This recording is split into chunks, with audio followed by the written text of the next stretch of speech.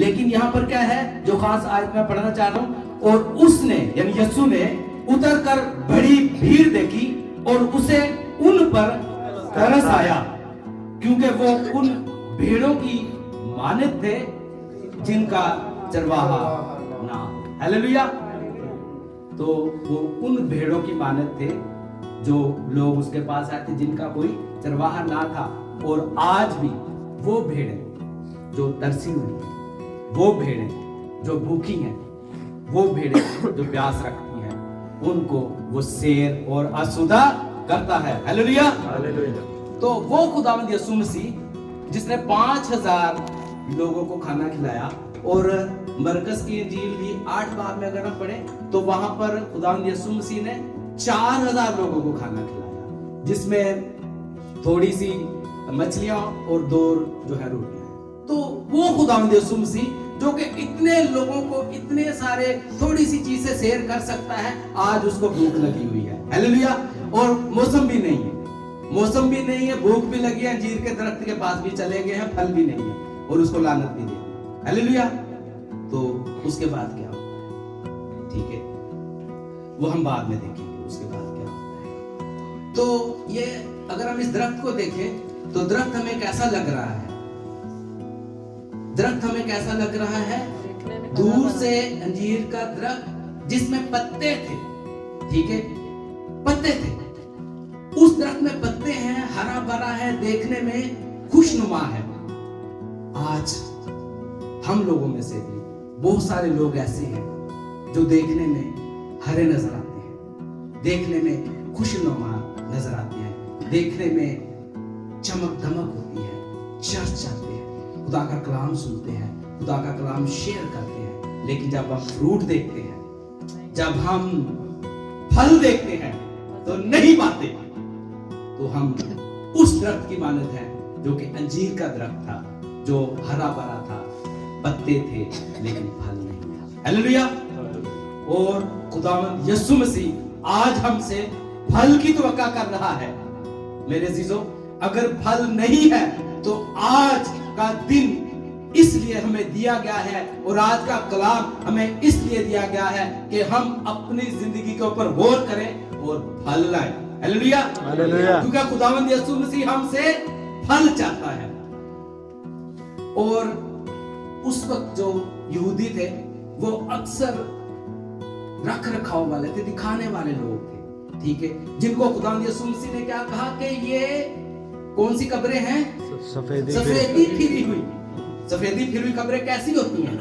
اگر آپ اس کو کھولیں گے، قبر کشائی کریں گے تو مردہ اگر تھوڑا سا نیا ہے تو بدبو آئے گی، ٹھیک ہے، یعنی تھوڑا سا نیا سے مراد 2-3 مہینے پرانا، ٹھیک ہے تو بدبو آئے گی، زیادہ پرانا ہے تو ہڈیوں کے علاوہ کچھ نہیں ملے گا۔ ہلیلویا۔ تو ایسی یعنی کہ خوشنمائی سے، دکھاوے سے خداوند یسوع مسیح کو چڑ تھی۔ خداوند یسوع مسیح اس کو پسند نہیں کرتا تھا، اس لیے اس نے ہیکل سے بھی لوگوں کو مار کر، وہ جو باہر تھے ان کو مار کر نکالا، کیونکہ وہ کاروبار کر رہے تھے، وہ دکھا رہے تھے، شو آف کر رہے تھے، لیکن کام نہیں کر رہے تھے، خداوند کی بادشاہی کا کام نہیں کر رہے تھے، پھل نہیں لا رہے تھے۔ اور آج یہ درخت بھی پھل نہیں لا رہا تھا، پتے تھے، دکھاوا تھا، خوشنمائی تھی، ہرا بھرا تھا، لیکن پھل نہیں تھا۔ خداوند یسوع مسیح کو یہ بات پسند نہ آئی۔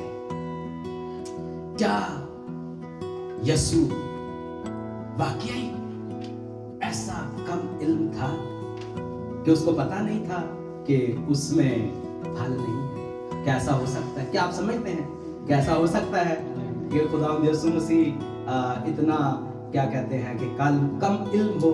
وہ تو غیب العلم تھا، اس کو تو ہر چیز کا معلوم تھا، وہ تو جو سوچتا تھا اس کے بارے میں بتا دیتا تھا کہ یہ سوچ رہے ہیں۔ کتنی دفعہ ایسا ہوا کہ اس نے ان کے دل کے بارے میں جان لیا اور ان کو جواب دیا اس کے مطابق جو ان کے دل میں تھا، ٹھیک ہے۔ اور وہی خداوند یسوع مسیح جب ایک دفعہ اس سے کہا گیا کہ تو اور تیرے شاگرد جو ہیں وہ تو جزیہ نہیں دیتے، جزیہ یعنی کہ ہیکل کا جو ٹیکس لاگو تھا وہ نہیں دیتے، تو خداوند یسوع مسیح نے کیا کہا؟ اگر ہم دیکھیں تو خداوند یسوع مسیح وہاں پر کہتے ہیں پطرس سے अगर आप देखें मत्ती रसूल उसके 17 बाब में पतरस से कहते हैं कि जाओ और बिंसी डालना। बिंसी यानी जो आजकल रॉड डालते हैं, ठीक है, मछली पकड़ने की, ठीक है, वो डालना, और जो मछली लगे, पहली मछली लगेगी, उसमें से जो सिक्का निकलेगा वो अपना और मेरे लिए टैक्स अदा करना। हालेलुया। वो पहले से ये भी जानते थे कि मछली कौन सी लगनी है और उसके मुंह में सिक्का भी होगा, तो क्या उसको ये नहीं पता था कि इस दरख्त में फल नहीं होगा? उसको पता था। दरख्त को जो है वो मिसाल बनाना नहीं चाहते। दरख्त से जो मुराद है, अगर आप देखें नबूकदनेस्सर दानियल 4 बाब उसकी 5 से 27 आयत, तो वहां पर नबूकदनेस्सर का ख्वाब है, ठीक है। नबूकदनेस्सर एक ख्वाब देखता है। वो क्या ख्वाब देखता है कि एक बहुत बड़ा दरख्त है, बहुत बड़ा दरख्त है जिसने आसमान तक जिसकी चोटी की गई हुई है, और उसके बाद वहां उसके जो पत्ते हैं और उसका जो क्या कहते हैं टहनियां हैं, उसके ऊपर दुनिया के परिंदे आकर रहते हैं और खाते हैं और लोगों को फरावानी मिलती है। लेकिन उसके बाद क्या होता है कि उस दरख्त को जो है वो काट दिया जाता है, सिर्फ उसका तना बाकी बच जाता है, और तना जो है उसके ऊपर एक अरसा गुजरता है, और उसके बाद जो है वो इस ख्वाब से परेशान हो जाता है कि ये ख्वाब कैसा है। तो फिर दानियल जो है वो आता है, वो उसको बताता है कि इस ख्वाब का मतलब ये है कि ये दरख्त तू है, ऐ नबूकदनेस्सर, ये दरख्त तू है।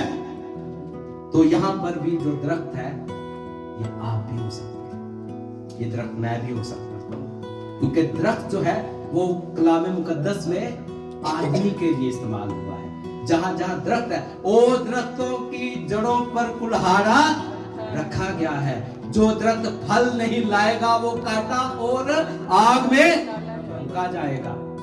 तो दरख्त जो है वो आदमी की तमसील है, आदमी के बारे में है। ये आदमी के बारे में बताया कि दरख्त से खुदा ने मसीह को कोई चिढ़ नहीं थी, उसको दरख्त से कुछ लेना देना नहीं था, वो कुछ बताना चाह रहे थे। हालेलुया।